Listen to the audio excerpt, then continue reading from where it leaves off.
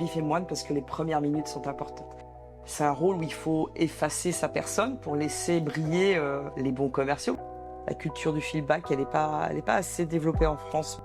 Les fonctions commerciales, c'est pas le fruit du hasard, c'est le fruit du travail et puis le fruit de méthodologie. Tout le monde n'est pas fait pour être manager. Tout le monde n'a vocation à être manager. La vie, c'est comme une bicyclette. Soit tu avances, soit tu tombes. Bienvenue sur le podcast We Are Sales by DCS, l'agence de recrutement et de consultants experts en développement commercial. Je suis Corentine Berne, cofondatrice de Dreamcatcher Sales. Et j'ai le plaisir aujourd'hui de recevoir à mon micro Karine Garcini, DG France de Zendesk. Bonjour. Bonjour, merci à toi d'avoir accepté l'invitation Karine. Je suis très contente de te recevoir. Depuis 10 ans chez Dreamcatcher Sales, on valorise les fonctions commerciales et c'est vraiment réjouissant aujourd'hui de faire cet épisode pour dire aux sales, oui, vous avez de multiples perspectives d'évolution et même jusqu'au plus haut de l'organigramme des entreprises, puisque tu as occupé des postes de DG. Avant de te présenter, avant de parler de ton parcours et avant de partager, parce qu'on a choisi ce thème-là aussi, c'est-à-dire de donner à travers l'illustration de ton parcours en fait des tips pour tous ceux qui veulent construire leur carrière sales. Est-ce que tu peux nous expliquer ce que fait Zendesk? La plupart de nos auditeurs connaissent déjà, mais pour l'autre moitié, ça peut être intéressant. Merci de me donner la parole. Avec grand plaisir. Avec grand plaisir. Donc, Zendesk est avant tout une plateforme IA dédiée à la relation client et qui permet de traiter le parcours client de bout en bout, avec évidemment l'actualité qui est l'intelligence artificielle et qui s'adresse à tout secteur, tout segment, à la fois ce qu'on appelle le SMB dans notre jargon commercial, la partie commercial et la partie enterprise avec les large accounts et puis toutes les industries, le retail, la finance, le manufacturing, l'automobile, l'énergie, l'e-commerce, les cosmétiques, le secteur public. Donc on est présent un petit peu partout. Tout secteur, tout segment. Et donc, une bonne présence aussi en France, dans Côte Trocadéro. Exact. Je vais présenter ton parcours brièvement, parce que quand même en 20 ans d'expérience, il y a de quoi dire, mais je vais quand même résumer tout ceci.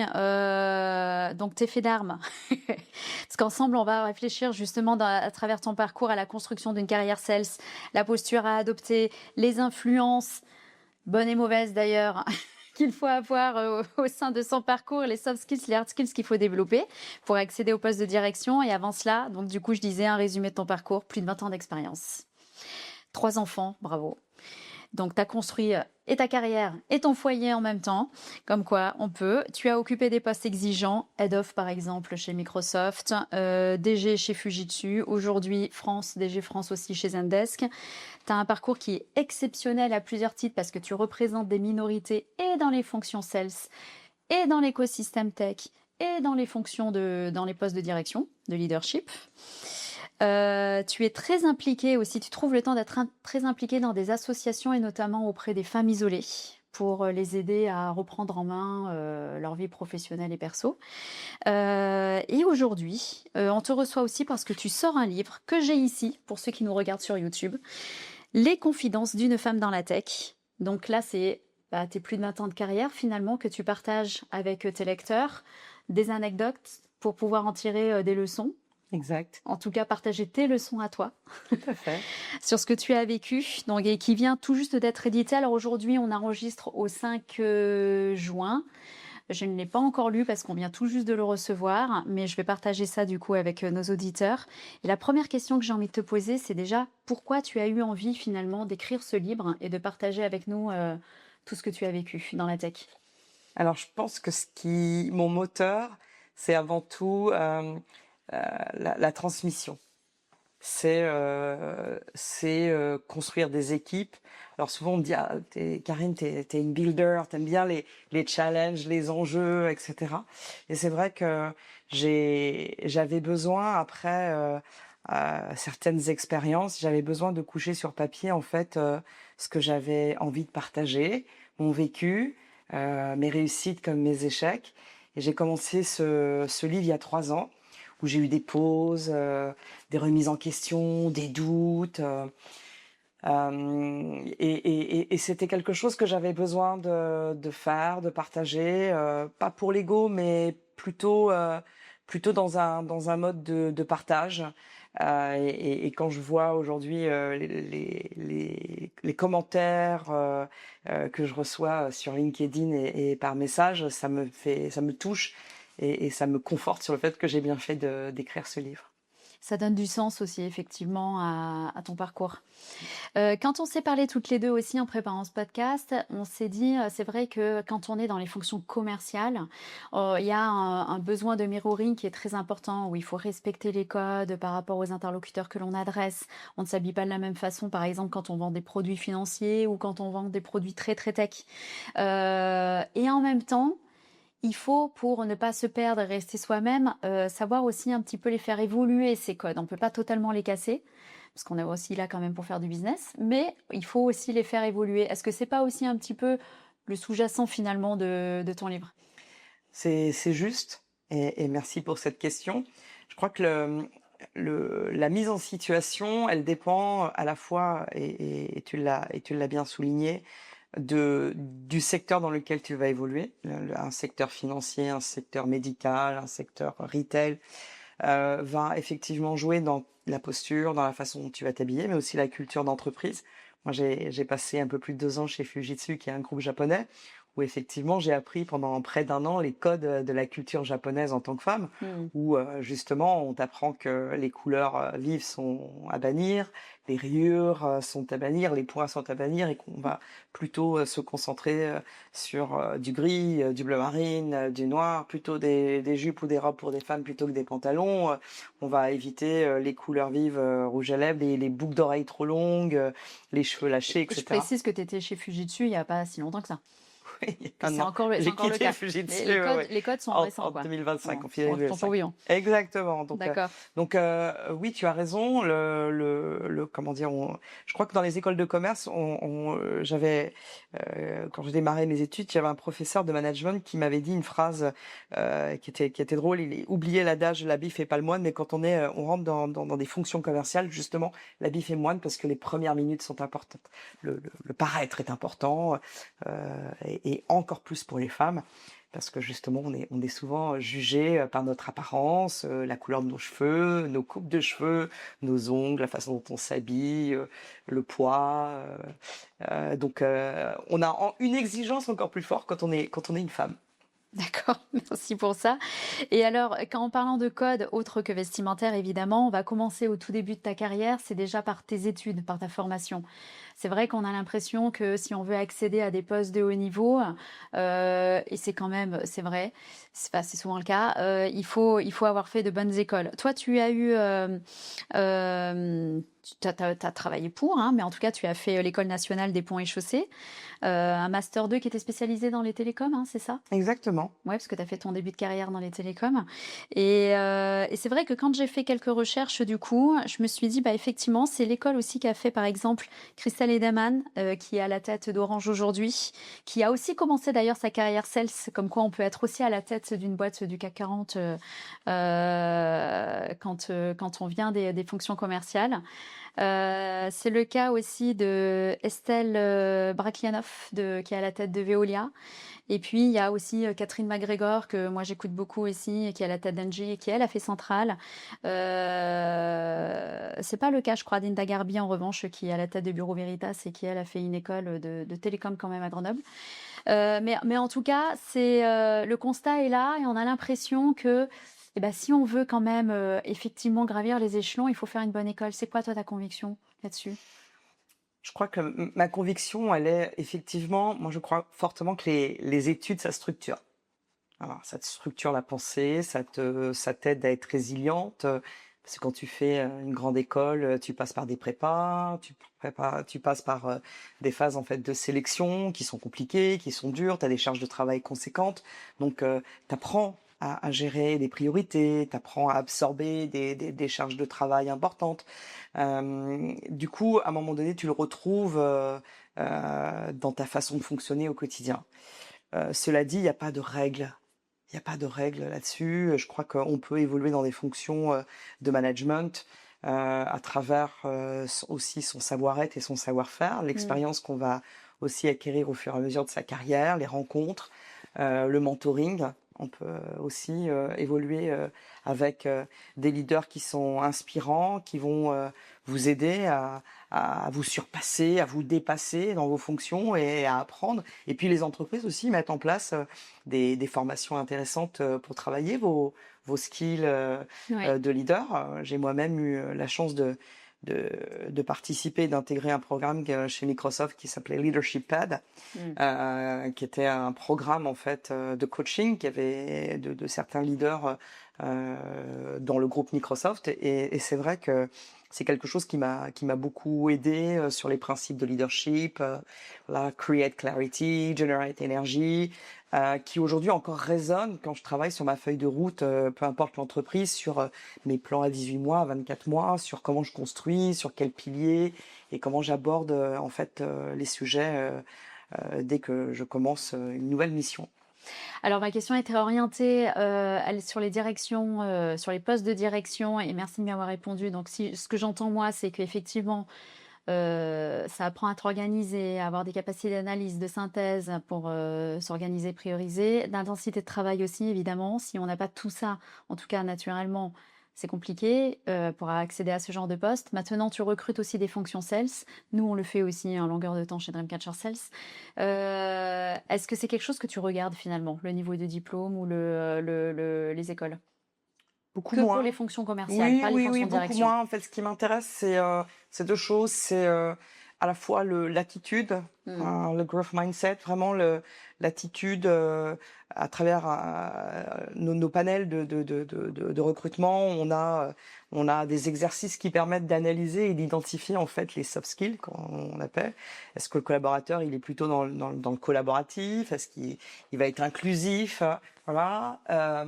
La résilience, et puis l'expérience et la méthodologie. Voilà, parce que les fonctions commerciales, c'est pas le fruit du hasard, c'est le fruit du travail et puis le fruit de méthodologie éprouvée.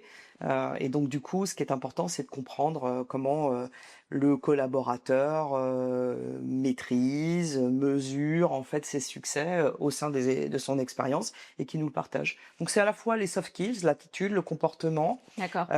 l'écoute, très importante pour un commercial, Oui. l'empathie, et puis l'expérience, la Mmh. maîtrise des process, Mmh. comment me partager par exemple une journée type dans la vie d'un commercial, c'est important de comprendre comment une personne opère, donc très intéressant. Tu as des questions types d'ailleurs que tu poses systématiquement quand tu fais passer des entretiens à un commercial? J'aime bien que la personne me partage où elle met son curseur de réussite. Mmh. Et je demande souvent, pour lui ou pour elle, quel est son projet ou son deal ou son client qu'il a gagné et pourquoi. Et ça en dit long en fait sur la personnalité, sur l'attitude. Voilà.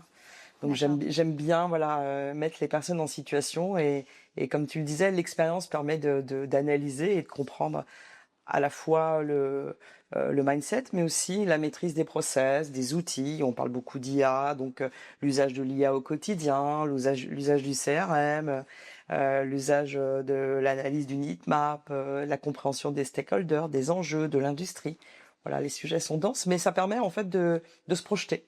Et alors, si on prend la chronologie d'une carrière, sales, tu as été contributrice individuelle pas longtemps, hein, tu es devenue VP très vite dans ta carrière. Mais quel est le conseil aussi que tu donnerais, à ceux qui choisissent finalement ces fonctions commerciales? Comment doivent-ils faire leur choix pour leur première expérience en CDI, en mission, peu importe quel que soit le statut? Parce qu'aujourd'hui, on sait très bien qu'un jeune actif qui arrive sur le monde du travail, il va avoir entre 8 et 12 employeurs ou clients différents dans les fonctions commerciales parce qu'il va changer de statut régulièrement. Alors, pour une personne qui commence sa carrière dans un rôle de commercial, je pense que c'est important lorsqu'on fait des entretiens, de se documenter et de regarder l'innovation de l'entreprise, Oui. le projet d'entreprise, ce que l'entreprise porte, où est-ce qu'elle veut aller. De regarder aussi sur LinkedIn, et utiliser aussi, pourquoi pas l'IA, pour comprendre quel type de profil les intéresse, de regarder les présences Oui, dans leur tous les pays. conseil Exactement. d'utiliser IA, oui, effectivement. Exactement. Ça, c'est la préparation plutôt Ça, quand c'est la ils ont choisi. préparation, mais ça permet aussi d'avoir, parce que moi, j'ai rencontré encore ce matin une jeune collaboratrice talentueuse et qui a un souhait d'évoluer à l'international et elle est dans une entreprise qui est plutôt franco-française. Et donc, du coup, c'est important déjà de savoir où est-ce que l'entreprise se situe, où est-ce qu'elle va évoluer et quels sont les enjeux. Ensuite, pour quand on démarre, effectivement, c'est de comprendre. En tout cas, moi, je mets un curseur important sur la technologie et l'innovation. Ça, Oui. c'est clé. Je regarde aussi le turnover. Voilà, je regarde parce que ça me paraît important. Je regarde aussi les parcours des leaders parce que ça permet de voir si l'entreprise investit sur la diversité. Tu le citais tout à l'heure, la diversité des parcours, la diversité des origines, la diversité comment dire de la formation. Donc c'est de faire une petite enquête en amont déjà, Oui. voilà où je mets les pieds et est-ce que ça colle à ce que je veux faire. Est-ce que ça va coller pour mes 3, 4, 5 prochaines années dans ce que je définis comme mon plan de carrière? Et c'est ça qui est compliqué, parce que toi, c'est quand même plus facile aujourd'hui, tu te connais bien, tu as des valeurs qui sont ancrées, l'inclusion par exemple, c'est très important pour toi. Donc forcément, tu sais ce qu'il faut aller chercher. Mais la question était plus portée sur comment on fait, toi par exemple, comment tu as fait, tu as choisi ton premier employeur quand tu es sorti, quand tu as été diplômé. C'était Alors pas hier, du tout. évidemment. Pas du tout, pas du tout. Est-ce que tu avais déjà une idée de oui, je vais aller dans une start-up parce que je vais être finalement toucher un petit peu à tout, ou alors au contraire, je vais aller dans une boîte qui va me former, qui va être voilà. Alors je vais pas être un bon exemple. Ouais. Parce que pont et chaussée, je projetais de faire un doctorat. J'ai été acceptée dans un laboratoire. Malheureusement, mon papa est tombé malade, a eu un cancer et est décédé. Et je suis devenue ça a changé complètement les cartes en fait de mon destin, si on peut D'accord. dire ainsi. Et j'ai dû, en fait, j'avais plus l'esprit en tout cas à continuer mes études et j'ai dû avec maman et mon frère repenser en fait le futur. Et donc je suis Fait que t'as cherché des rentrée revenus. et rechercher des revenus parce qu'on sait très bien que quand il y a un décès qui intervient, mon papa avait 53 ans, donc c'était pas prévu. Il a fallu très rapidement composer. Et donc bac plus 5, bac plus 6, tu trouvais pas de travail en 97, 98, tu trouvais pas de travail, c'était compliqué. Moi, je prévoyais travailler dans des collectivités territoriales. Je travaillais sur l'impact l'impact urbaniste, architecte, etc., technologique sur le. Tu te destinais pas à la tech. Pas du tout à la tech. Et en fait, je suis tombée dans la tech tout par hasard parce que j'ai un copain qui lui était dans le train et il m'a parlé de la défense et il me dit mais il faut que tu ailles à la défense. Là-bas, il y a plein de sociétés tech. Je savais même pas ce que c'était Paris La Défense. Et il me dit fais ton CV, triche un peu sur ton CV, dis pas voilà, parce que sinon ça va leur faire peur. Et c'était plus simple parce qu'il y avait voilà il y avait internet mais c'était pas aussi développé puis il y avait pas LinkedIn et fonce et va passer les entretiens et c'est pur hasard en fait et je postule en fait chez un éditeur de logiciel dont je tairai le nom parce que en fait au bout de 5-6 entretiens le directeur commercial me dit mais en fait finalement je pense que vous devriez renoncer à la technologie parce que c'est pas fait pour vous et pour les femmes. Ce qui m'a encore plus renforcé sur le choix que je voulais y aller. Et en fait, mon deuxième entretien, c'était une société américaine qui était un intégrateur, qui distribuait cette solution. Et en fait, du coup, comme j'avais passé les entretiens, je connaissais très bien la solution. Et du coup, c'est passé comme ça et j'ai été recrutée par le directeur commercial de cette société américaine, Philippe, qui m'a donné ma chance et qui m'a appris beaucoup avec les équipes. Donc c'est vraiment voilà, je sais pas si je suis un modèle, mais c'est. Alors, quelque part, si, on peut en retirer qu'il faut savoir saisir sa bonne étoile. Cette rencontre dans le train, finalement, a été déterminante. Donc, faut être curieux, faut être à l'écoute de tout ce que l'on peut aussi nous partager comme information et pour pouvoir ouvrir aussi ses chakras, j'allais dire, parce qu'il Clairement. y a tout un monde qui existe et que l'on ne connaît pas dans d'autres sphères familiales et ou de formation et oser.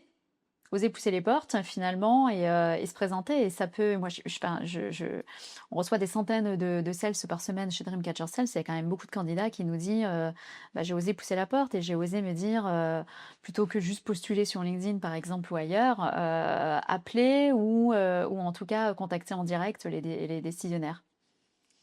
Et pas oublier de se préparer, parce que ça, tu l'as dit avant, mais en tout cas, je le dis tout le temps, c'est quand on oublie de se préparer, on se prépare à être oublié.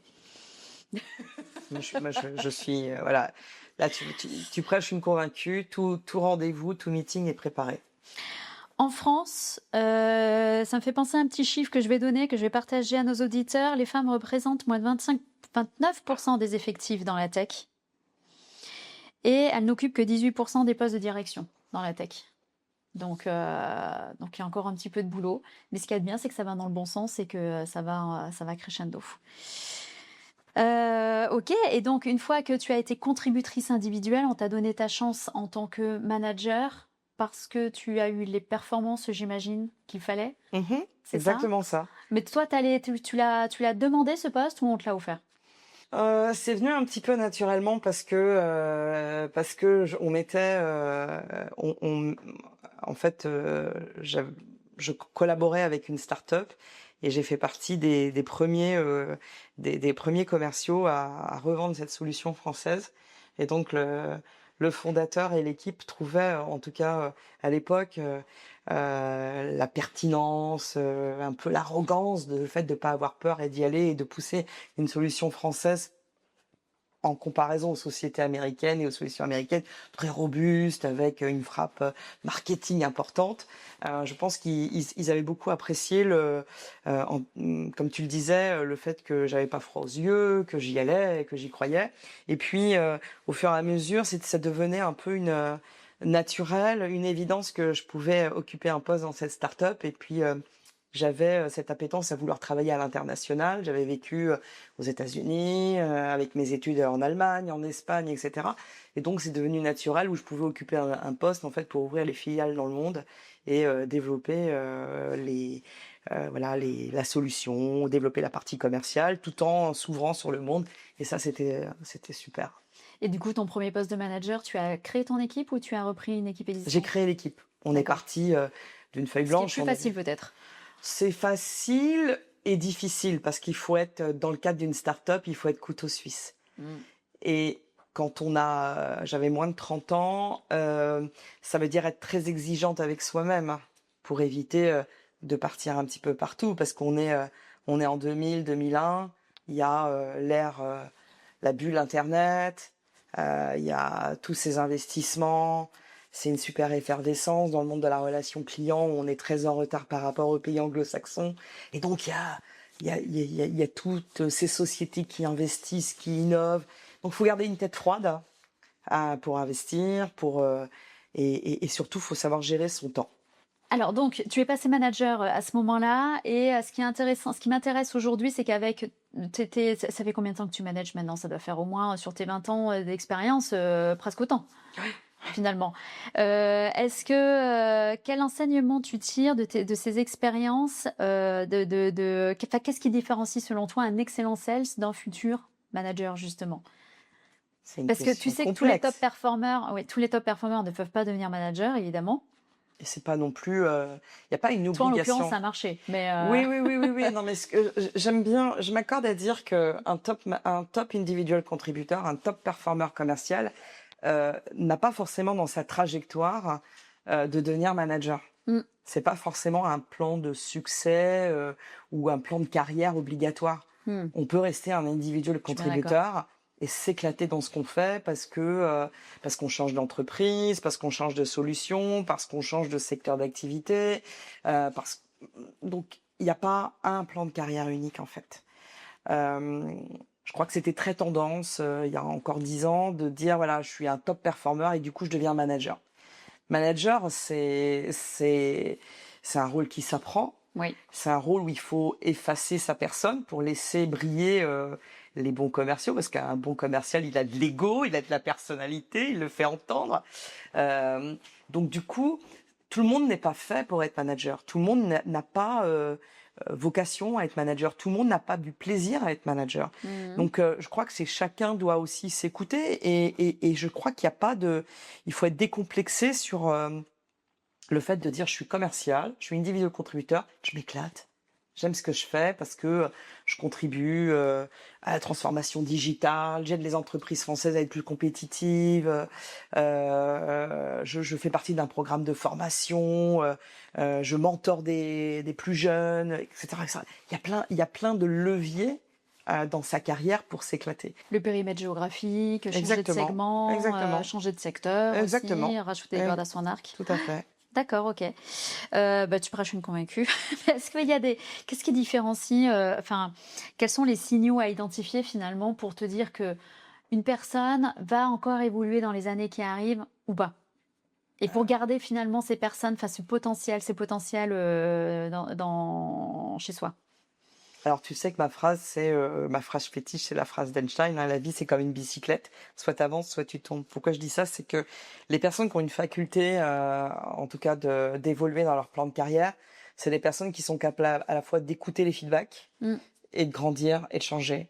Parce que on grandit par les réussites, bien sûr, ça conforte les choix qu'on a faits. Ça fait du bien à l'ego. Mais en même temps, c'est aussi les échecs qui permettent de grandir, qui permettent de se transformer, qui permettent d'évoluer. Et ce livre aussi, ça a été aussi pour moi une forme d'aussi, à un moment donné, dans des périodes où j'ai eu des doutes, après le Covid, de repenser aussi la façon de manager, d'analyser des succès et puis des échecs et de dire comment je peux faire autrement. Donc, moi, j'ai tendance à dire qu'il faut en permanence se remettre en question, parce que c'est ce qui permet d'analyser et de voir rapidement si le collaborateur il a atteint son plafond de verre ou pas, en fait. C'est ta capacité à écouter, te remettre en question, changer.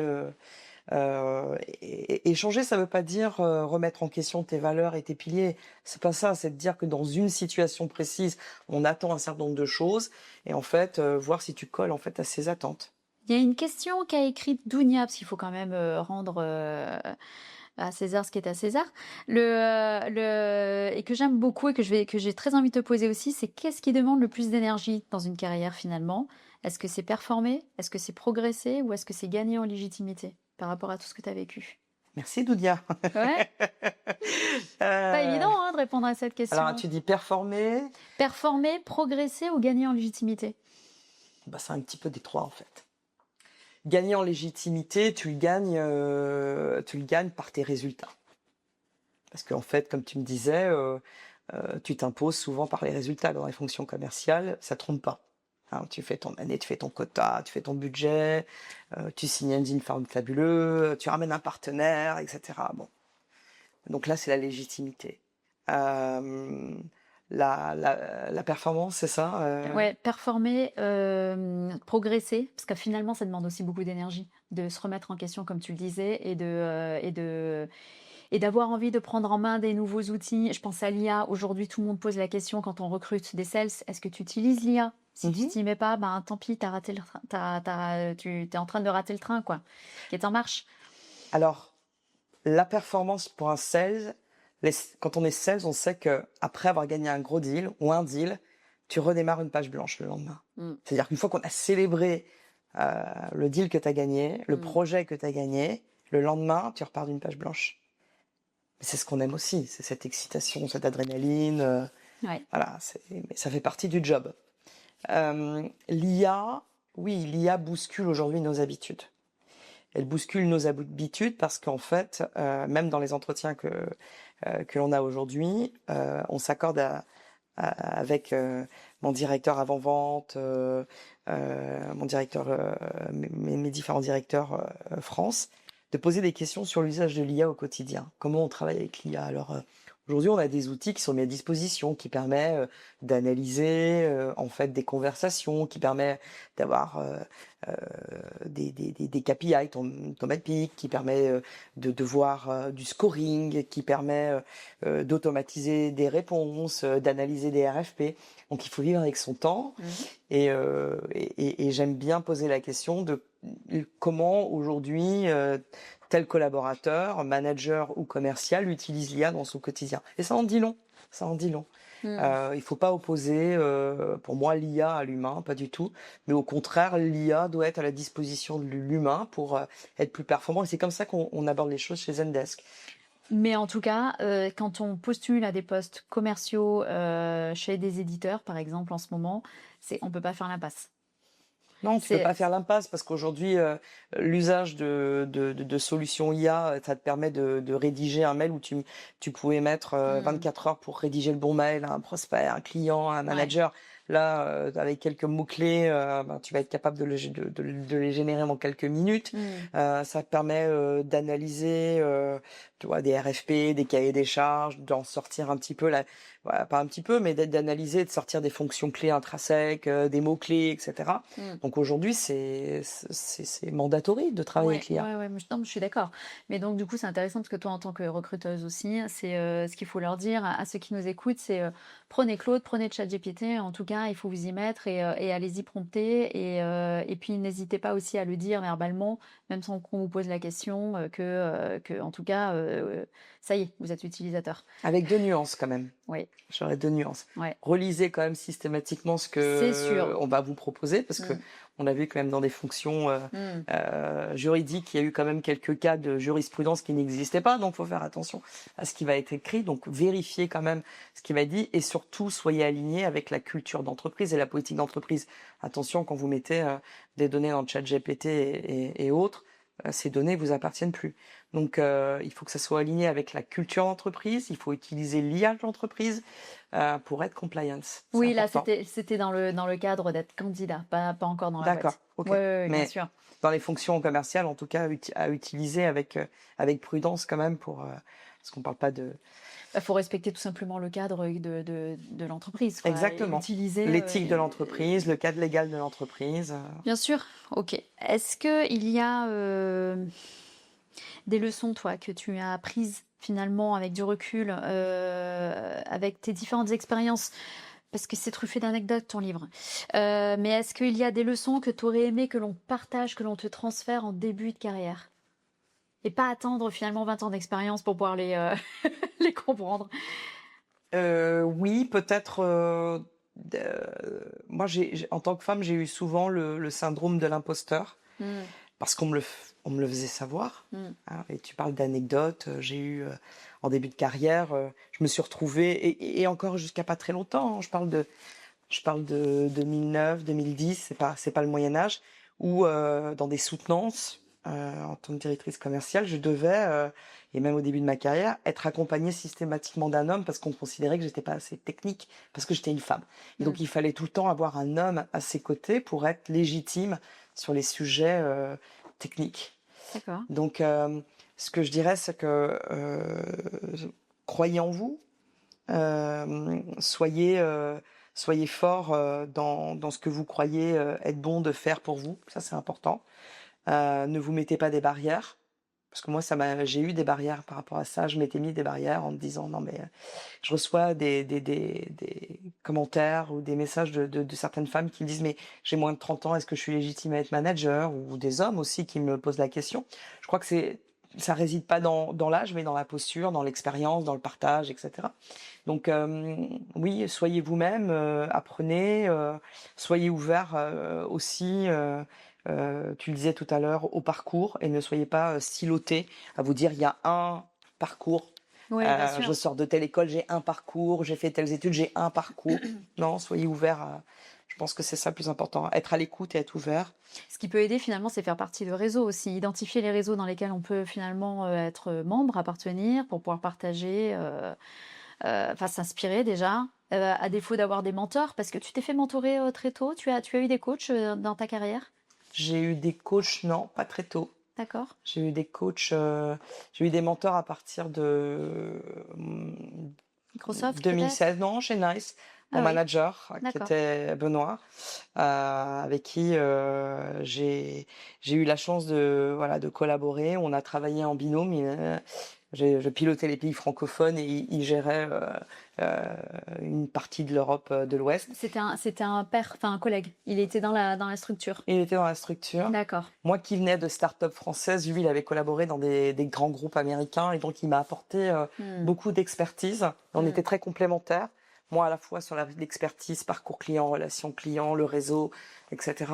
Et lui, sur son expertise entreprise, grand compte. Et je pense que c'est lui aussi qui m'a donné suffisamment de billes pour avancer et puis rentrer après dans une entreprise américaine très processée. Et puis après, j'ai rencontré évidemment des leaders inspirants. Carlo Porasanta, Marcio Goncalves, des gens de chez Microsoft voilà, des leaders fabuleux, Béatrice Kozowski chez IBM, voilà, pour moi qui est une femme très inspirante que je suis encore sur LinkedIn et où j'ai eu l'occasion de discuter avec elle, d'échanger avec beaucoup de conseils.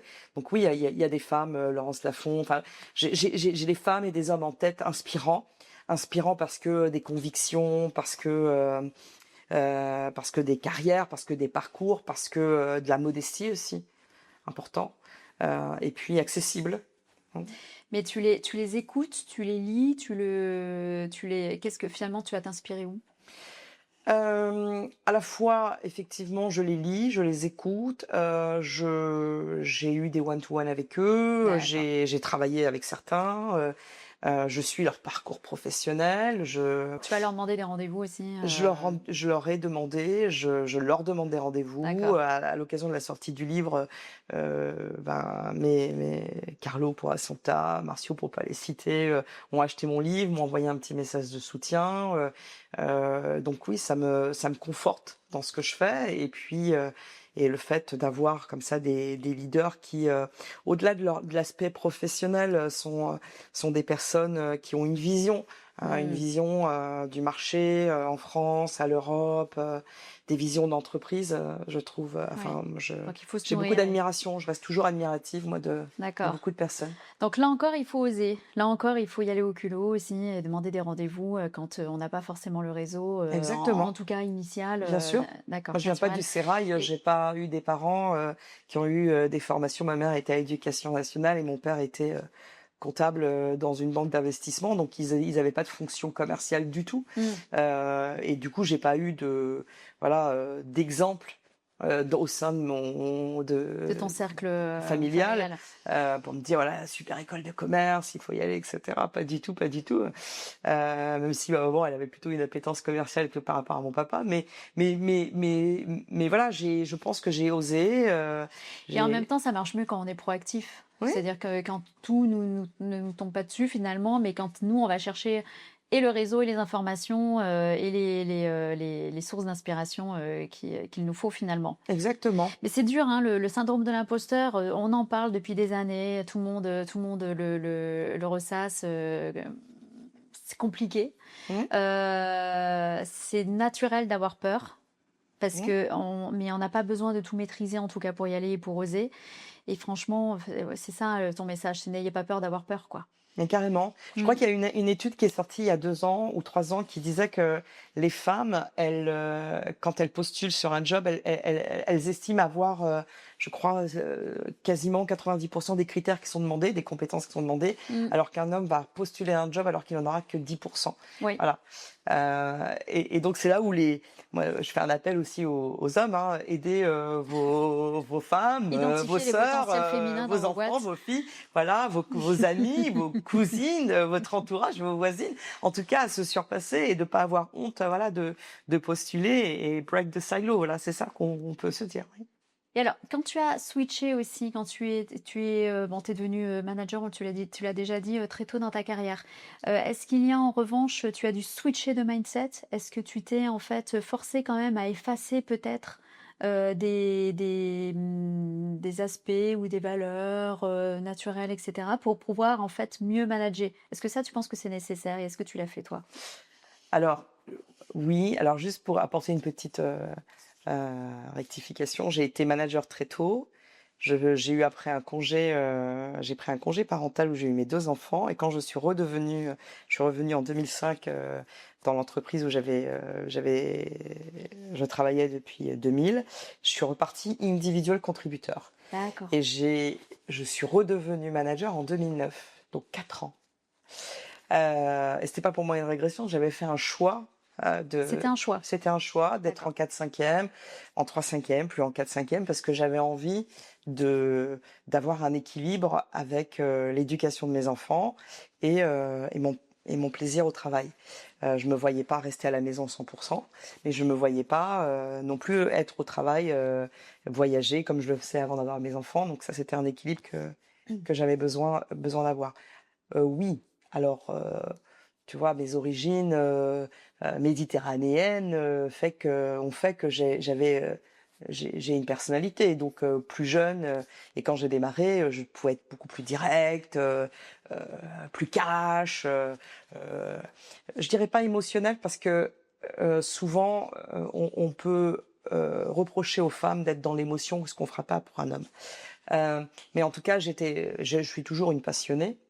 Et souvent, on me définit comme quelqu'un d'assez énergique, assez voilà et j'aime la performance et la bienveillance, donc c'est ce qui me définit. Oui, donc oui, j'ai gommé quand même pas mal, j'ai gommé évidemment, l'aspect très direct de ma personnalité. Les expériences, les coups ont fait que j'ai aussi appris à être résiliente, à, pas forcément, voilà, exprimer, complètement et quelquefois, ce que je pouvais, observer, ressentir, parce qu'on est peut-être un peu plus instinctif et cetera. Donc oui, j'ai travaillé beaucoup avec ça et je l'ai travaillé parce que très vite je me suis rendu compte que ça pouvait, faire appel à des biais qu'on peut avoir et cetera et qu'il fallait travailler là-dessus. Donc oui, depuis plus de 10 ans, j'ai travaillé là-dessus. Alors ceux qui me connaissent dans mon cercle un peu plus restreint, ils savent que je suis assez direct. Ils ont l'habitude de travailler avec moi, ils savent que je suis très direct. Mais c'est direct, bienveillant. Mais travailler là-dessus, ça veut dire quoi? Ça t'as demandé aussi de l'aide extérieure pour travailler dessus ou comment tu as fait concrètement? En fait, c'est les feedbacks que j'ai pu avoir des managers, c'est Mmh. des mises en situation qui m'ont montré qu'il fallait que par moment, je, je voilà, j'altère, je sois moins direct dans la façon d'analyser des situations ou des D'accord. personnes. OK. Et donc du coup, j'ai beaucoup changé, beaucoup travaillé là-dessus, j'ai beaucoup analysé les choses. Alors après, le soir, je suis un peu comme ça quand je lis, etc. Je prends des notes, je prépare ma journée du lendemain, ma to-do list, etc. Je reviens un petit peu sur des situations et je peux aussi, encore aujourd'hui, me dire, ouais, alors peut-être que tu aurais pu le faire autrement, le dire différemment, etc. Donc ça, je le travaille Mmh. en permanence et D'accord. au quotidien. OK. Tu te refais la journée, des fois le soir et Oui, oui, oui, tu reviens carrément, dessus mais et carrément, là mais carrément. mmh. Parce que je pense que voilà, rien n'est figé. Comme je le dis, tous les matins, tu recommences, c'est un peu comme le rôle de parent. Tous les matins, c'est une feuille blanche. Donc tu redémarres, il y a rien d'acquis. Tu es obligé voilà, de prouver, d'écouter, etc. Alors des fois, tu peux avoir un peu de fatigue, un peu de surmenage, etc. Donc, Oui, oui, faut être vigilant. tu beau être, au poste de direction, tu n'en es pas moins humain. Exactement. Humaine. Et est-ce que c'est une forme de faiblesse de s'excuser aussi quand finalement la forme ou en tout cas on n'a pas été exactement comme ou on n'a pas eu la posture exactement qu'on aurait pu avoir? Non, moi je trouve que c'est une forme d'intelligence Hmm, de s'excuser. d'accord. Parce que quelquefois, tu peux vouloir dire quelque chose qui peut être mal perçu. Hmm, Tu n'es pas non plus dans le quotidien de l'autre. mhm, Hein, euh, celui que tu as en face, il peut vivre une situation difficile chez lui, au travail, etc. Et donc, moi, j'essaye toujours. Alors, bien sûr, on peut pas plaire à tout le monde et on peut faire des erreurs. Quand je fais des erreurs, je m'en excuse. Ou en tout cas, j'explique le pourquoi. Et en tout cas, je m'excuse si ça m'est déjà arrivé de m'excuser si j'avais heurté une personne parce que c'était pas mes propos. En fait, c'est pas ce que je recherche. Je cherche pas à heurter ou à faire du mal. C'est pas ce que doit rechercher un manager. hmm. C'est plutôt trouver justement le moteur qui fait que la personne, elle va réussir, en fait. Et donc, il faut s'adapter en fonction de l'interlocuteur qu'on a en face. Alors, j'ai étudié un petit peu ton parcours en préparant le podcast et puis j'ai regardé aussi toutes les recommandations que tu as sur LinkedIn. C'est vrai qu'on met en avant beaucoup tes qualités humaines. Je pense que tu ne sais pas faire autrement que d'être Karine Garcini. normal. Et en même temps, c'est ce qui fait ta force aussi. Je vois tous les louanges qu'il peut y avoir, en tout cas, dans tes recos sur LinkedIn. Et en même temps, ça, ne pas trop aussi se changer, se transformer, peut-être travailler la forme, comme tu disais, travailler là-dessus. Mais en revanche, surtout rester soi-même parce que ça instaure un climat de confiance et avec ses clients et avec ses collaborateurs, en fait, avec tout le monde. Oui, faut être soi, faut rester authentique à ce que l'on est, faut croire en Mm. ses valeurs. Quelquefois, quelquefois ça vous fait partir d'une entreprise parce que vous êtes plus aligné avec ce que vous considérez important. Oui. Quelquefois, ça vous fait réfléchir sur les postes de manager, c'est des postes de direction, c'est des postes qui isolent malgré Mm. tout. Donc, ça demande de faire des choix, ça demande qui sont pas toujours faciles, qui sont pas toujours acceptés, qui sont pas toujours compris en fait dans l'entreprise. Et ça, au fur et à mesure des années et de l'expérience, ben, on l'apprend, on le dompte, voilà. Euh, c'est vrai que moi, je considère que aller au travail, ça doit se passer dans des bonnes conditions. Et je considère qu'on doit être dans des safe zones, travailler dans du trust, c'est important. On parle beaucoup de bienveillance, modèle coach care, etc. Je crois que plus on en parle, moins c'est vrai. Euh, donc voilà. Ouais, je considère qu'il faut que chaque collaborateur soit à l'aise. Mm. Après, j'aime bien dire ça. C'est une copine qui m'avait appris cette expression. J'aime pas trop quand on me beurre les lunettes, c'est-à-dire qu'on me raconte des histoires. L'âge et l'expérience fait aussi qu'on sait quand on nous raconte des salades. Alors dans le milieu commercial, c'est pas un Il va y leurre, en c'est avoir vrai. quelques-unes. On en a que voilà exactement. Donc, mais moi j'aime bien l'authentique. Je préfère quelqu'un qui Ouais. me dit voilà je me suis planté, je pense que j'ai pas et voilà et c'est un échec commun et on apprend plutôt que voilà d'avoir voilà des gens pas authentiques etc. Donc ceux qui me connaissent ils savent que je suis team spirit. Mm. J'adore la performance, j'adore gagner, j'adore construire, j'adore les belles histoires. En même temps, je suis assez franche et direct, donc ça peut plaire, ça peut déplaire aussi, voilà. Alors justement, parlons du bon moment pour partir en fait de l'entreprise. Parce que de toute façon, on le sait aujourd'hui, et notamment dans les fonctions commerciales, aujourd'hui, si déjà on est sur, et ça devient assez rare quand même de faire carrière déjà dans toute une entreprise. Comme je le disais en intro, on va avoir entre 8 et 12 employeurs et clients différents dans une carrière en moyenne. Et sur les fonctions commerciales, déjà quand on reste 3 ans, c'est plutôt pas mal. Mais à quel moment on fait le choix de partir? Alors le plus souvent, c'est quand on n'est plus aligné avec, on me dit souvent, ça correspond plus à mes valeurs, ou un changement de direction, je suis pas d'accord avec la nouvelle stratégie. Oui, mais en même temps, si on quitte le navire à chaque fois en fait qu'il y a quelque chose qui nous contrarie, en fait, ça montre pas énormément de résilience. Donc, est-ce que il faut savoir partir aussi quand tout va bien pour construire sa carrière parce qu'il y a une opportunité qui se libère et qu'il faut la saisir pour sa carrière, ou enfin, qu'est-ce que t'en penses toi? Quand est-ce qu'on part finalement de son poste? C'est une bonne question et je crois qu'il y a plusieurs réponses et plusieurs scénarios. Tu quittes un poste quelquefois quand tu as une belle opportunité qui t'est proposée parce que tu as un manager qui te propose de le suivre, parce que tu as une société que tu as toujours rêvé de, voilà, qui est pour toi un modèle et que voilà, tu peux pas refuser. C'est le bon timing, c'est le bon moment, parce Ça, c'est dans le que meilleur des cas. oui, ou ça peut être aussi parce que tu dois suivre ton conjoint ou ta conjointe, voilà, il y a aussi ça, on le retrouve aussi. Après, ça peut être le fait qu'il y ait des fusions, des acquisitions, des axes de transformation de l'entreprise où tu te retrouves plus en fait par rapport au projet initial. Hmm. Si tu es là depuis 2 ans, 3 ans, 4 ans et que à un moment donné, le projet de départ a tellement changé que ça correspond plus à ce que tu as envie de faire. Pourquoi pas? Alors, tu as raison, c'est vrai qu'aujourd'hui, on va dire que les collaborateurs sont peut-être moins patients que dans le passé où ils subissaient les transformations, ils y restaient. Donc, tu as ce cas de figure et puis tu as aussi le cas de figure où tu changes de manager et où ça colle plus pour plein de raisons et du coup, ben, tu fais le choix de partir. Euh, Bah, disons que, je sais pas ce que tu en penses, mais pour moi, même si finalement, admettons que durant les process de recrutement, on t'a vendu un projet, puis finalement tu t'aperçois que c'est pas exactement quand même ce que l'on t'avait raconté, ça arrive plein de fois, on est Plein de d'accord. fois, plein de Et fois. en même temps, on est d'accord aussi qu'il n'y a pas de poste ou d'entreprise idéale. À partir du moment où tu as fait un choix aussi, parce que choisir, c'est renoncer, comme dit souvent mon associé, il faut quand même montrer un petit peu de résilience et de dire, OK, je fais au moins un exercice plein ou deux, en tout cas par rapport au cycle de vente. Si jamais on est sur de la vente complexe, ça vaut le coup quand même de persévérer un petit peu pour Bien sûr. démontrer notre savoir-faire et que l'on part pas, non pas parce qu'on sait pas faire ou parce qu'on sait pas s'adapter ou parce que pour un caprice finalement parce qu'on n'a pas eu ce qu'on obtenait, mais parce que bon bah voilà, j'ai fait, j'ai vu. Euh, Maintenant, je passe à autre chose, je passe à un nouveau challenge. Mais il faut quand même, je pense, faire prendre un petit peu de persévérance peut-être au début.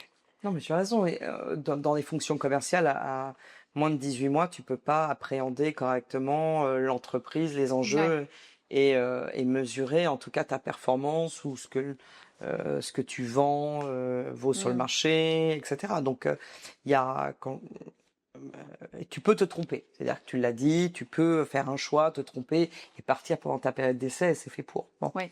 Et dans les deux cas, à la fois en tant que Mm. collaborateur et puis en tant qu'entreprise, on s'est planté. Bon, ça arrive. Et ça, c'est pas grave. Après, effectivement, c'est important de rester 18 mois, 24 mois minimum pour avoir fait le tour au moins de tes fonctions. Parce que dans les cycles de vente, surtout dans la technologie, en général, les cycles de vente, ils sont de minimum 6 mois. On est plutôt sur du 12-18 mois. Ouais. Donc c'est compliqué si tu pars avant la première année de mesurer vraiment ton rôle, ton job dans Mm. l'entreprise. Donc oui, je te rejoins. Tu considères que c'est combien de temps, enfin qu'un sales est opérationnel sur de la vente complexe dans la tech à partir de combien de temps à peu près? Alors ça dépend de l'entreprise et ça dépend de ce que tu vends. Mm. Euh, Entre 3 et 6 mois, le temps d'appréhender je dirais les process. Ça dépend est-ce que le collaborateur vient d'une société concurrente donc il connaît bien le marché, Mm. de son expérience, qu'est-ce qu'il est junior, est-ce il est au milieu, est-ce qu'il est très senior, je dirais 3 à 6 mois. D'accord. Donc il faut quand même, après, il reste assez peu de temps où ils sont censés être opérationnels et faire leurs preuves avant que la période d'essai, en général, c'est 4 mois renouvelables une fois, donc six Oui, huit c'est mois, ça. pour voir si effectivement il va performer ou pas, quoi. Mhm. Il y a des petits signaux qui déjà peuvent être avant-coureurs? Oui, bah, très rapide, hein. Très rapidement, on peut vite se rendre compte si la personne, elle est dedans ou pas. C'est son appétence à poser les questions, La curiosité, oui. la Mm. curiosité, l'écoute, l'analyse de son territoire, les questions qui sont posées, demander à être en shadow sur un meeting ou un call pour comprendre, voilà. Mm. Analyser très vite les top performers pour essayer de voir un petit peu c'est quoi les tips pour réussir. Demander des rendez-vous avec quelques managers, analyser voilà son territoire, l'écosystème de l'entreprise. Oui, on voit très vite quand même. Merci pour cela. Finalement, qu'est-ce que tu aimerais qu'ils retiennent, les sales qui nous écoutent, pour pouvoir vraiment être proactifs justement dans leur carrière et se dire, si vous avez envie, parce que on sait, on l'a souvent dit, même ne serait-ce que dans cette conversation toutes les deux, il y a plusieurs perspectives d'évolution. Mais si tu veux aller dans des directions, sur des postes, pardon, de leadership, qu'est-ce que tu dois finalement retenir de cet échange? Je dirais, alors c'est une question assez complexe, mais pour un commercial qui veut être successful et qui veut évoluer dans des rôles de leader et de manager, c'est évidemment être performant dans ce qu'on fait, Oui, le faire savoir et habilement, oui. voilà, demander du feedback, Mm. très important.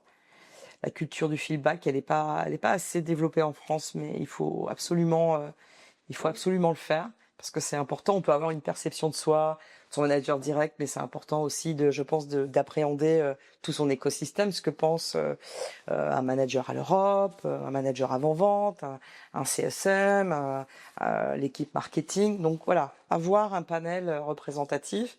Euh, Je pense aussi, c'est encore une fois être mentoré. Et je reste persuadée que la passation, le relais est important. Figurer dans des plans de succession de certains managers, ça aussi c'est important. Donc il faut être identifié dans l'entreprise comme top talent ou en tout cas key talent dans l'entreprise. Donc faire ses preuves, être à l'écoute, prendre des initiatives. Pas que seulement dans son rôle, ça peut être aussi au sein de l'entreprise, euh, collaborer sur l'organisation de town hall, de Hollands, d'événements, d'avoir des speakers, d'organiser des choses, C'est un très bon la journée conseil. solidarité, montrer qu'on a une âme de leader. Ça veut dire qu'on est capable de prendre des initiatives, de lancer des initiatives. D'être aussi un bon ambassadeur de l'entreprise. Et on le voit sur les réseaux sociaux, sur LinkedIn. Je m'étonne souvent il y a une question que je pose souvent sur l'usage de LinkedIn. Moi, j'ai pour habitude de regarder les profils de mes interlocuteurs et de poster des choses sur l'entreprise dans laquelle je travaille. Je suis quelquefois surprise quand je pose des questions à des collaborateurs commerciaux qui me disent non mais c'est mon LinkedIn, c'est mon abonnement, donc je parlerai pas de l'entreprise dans laquelle je travaille. Bon, alors après, c'est difficile d'être considéré comme un leader si on veut pas porter la parole de l'entreprise dans laquelle C'est sûr. on travaille. Donc, voilà, travaillez votre brand, travaillez c'est conseils que je donne à certaines personnes que je mentor et que je coach. Travaillez votre brand, votre couleur, dans le sens où vous êtes passionné de marathon, bah, faites-le savoir. Vous êtes actif dans des associations, dites-le. Vous travaillez pour des causes justes, mais dites-le, soyez-en fiers, etc., etc. C'est aussi se construire son brand et ne pas forcément toujours être collé à l'entreprise aussi et de dire voilà, moi j'ai mon plan de carrière. Aujourd'hui, je suis directrice commerciale. Demain, je voudrais être CRO d'un grand groupe ou évoluer à droite et à gauche. Et ben c'est comme tu l'as dit, c'est développer ses assets dans d'autres communautés, hein, et donc d'utiliser les réseaux sociaux, en tout cas LinkedIn. Ou des women sales, des communautés en tout cas diverses qui permet en fait d'aller identifier des prochains employeurs, de voir comment ça s'opère, d'identifier des personnes dans lesquelles vous vous voyez dans le rôle futur. Donc voilà, ne restez pas dans les statique. réseaux d'affaires, comme les Exactement. dirigeants commerciaux de France, pour les dirigeants commerciaux qui nous écoutent aussi. Effectivement, homme ou femme, donc assumer qui l'on est, assumer en fait nos ambitions. Et puis aussi peut-être dans la posture, par exemple, faire preuve d'empathie aussi envers les managers si on veut en être un plus tard et montrer qu'on a conscience de ce que c'est que d'être manager. C'est avoir de l'impact effectivement sur ces managers, mais aussi effectivement porter la vision aussi de la direction. Complètement. C'est avoir conscience que être manager, c'est faire des choix et que c'est pas tous les jours facile. Ouais. Et c'est vrai qu'on demande beaucoup aux managers d'être dans l'empathie, mais l'inverse également, ça pourrait être, ce serait superbe qu'on ait plus d'empathie envers les managers. Comme on se le disait toutes les deux, c'est vrai, il y a quand même beaucoup de personnes qui aujourd'hui ne veulent plus manager. C'est dommage, hein, parce qu'on va en manquer bientôt, mais il y en aura encore pas mal, heureusement. Mais c'est un très beau métier. Qu'est-ce que tu nous conseillerais en livre ou en médias ou en contenu à aller chercher aussi qui pourrait aider finalement à travailler cette posture, ces soft skills dont on a besoin? Il y a pas mal de, alors moi, je lis beaucoup, je regarde pas mal de formations. Je me mets toujours à la page sur les formations LinkedIn aussi, sur l'IA, sur les industries. Donc, je lis pas mal. Je regarde les parcours sur les revues traditionnelles de management, Forbes, etc. Donc, je lis beaucoup sur les expériences, les industries, l'innovation. Je participe à quelques salons. Là, j'ai hâte d'aller à Vivatech et voir un petit peu ce qui se passe. J'y serai aussi. Ouais. Donc, assez fier aussi de ce qu'on peut faire Made in France et Europe. Donc voilà, pousser à l'innovation. Donc je suis assez curieuse des startups, des innovations. Je passe beaucoup de temps à lire le soir. Tu as des Alors, titres en particulier alors en là, médias j'ai qui te viennent, ouais. pas de titre qui me vient comme ça. Et en Le dernier, podcast c'était un livre sur peut-être l'IA. ou autre, non? Le dernier livre, c'est un livre qu'on m'a offert sur l'IA, qui a été écrit par un journaliste, mais tu vois, j'ai oublié Mm. le titre. Il faudrait que je me... Bah, c'est pas grave, on le mettra en commentaire Je l'ai dans sinon, mes posts, ouais. quand le podcast sortira, pour ceux qui pourraient être intéressés. Mais c'est vrai que c'est toujours intéressant. Mais en tout cas, il faut se nourrir en permanence, en fait, et être curieux et rencontrer du monde. Et tu fais beaucoup de networking. Tu fais aussi au-delà des salons, des soirées, par exemple, des cocktails. Tu es membre également de. Alors, on est membre de plusieurs associations chez Zendesk. Ouais. Donc, on fait beaucoup de network. On fait aussi des cafés débats. On fait aussi des cafés littéraires, d'échanges sur les lectures. C'est vrai que là, je suis un petit peu mauvaise élève parce que ça va faire au moins 3 mois que je ne me suis pas penchée sur un bon livre. Mais voilà, je scrolle beaucoup sur LinkedIn et je lis beaucoup comment dire, je creuse beaucoup sur les parcours, sur ce qui se passe avec l'IA, sur la cybersécurité, sur l'éthique, sur la souveraineté. Voilà, qu'en ce moment, je suis un peu là-dedans, qui m'intéresse fortement. Et pour ceux qui veulent justement s'inspirer de ton parcours, donc je rappelle, il y a Les Confidences d'une femme dans la tech, où là c'est truffé et illustré d'anecdotes de tout ce que tu as vécu dans des boîtes, je le rappelle, américaines, japonaises, de toute taille, C'est ça. à des postes de direction. C'est écrit avec beaucoup de sincérité et de générosité, comme tu sais l'être. Donc vraiment, merci à toi d'être venu Merci. parler de ce livre et de ton parcours et de tes convictions. Et je vous souhaite une excellente lecture à tous ceux qui prendront le livre de Karina. À Merci bientôt, Karina. beaucoup. À bientôt. Au revoir. Merci.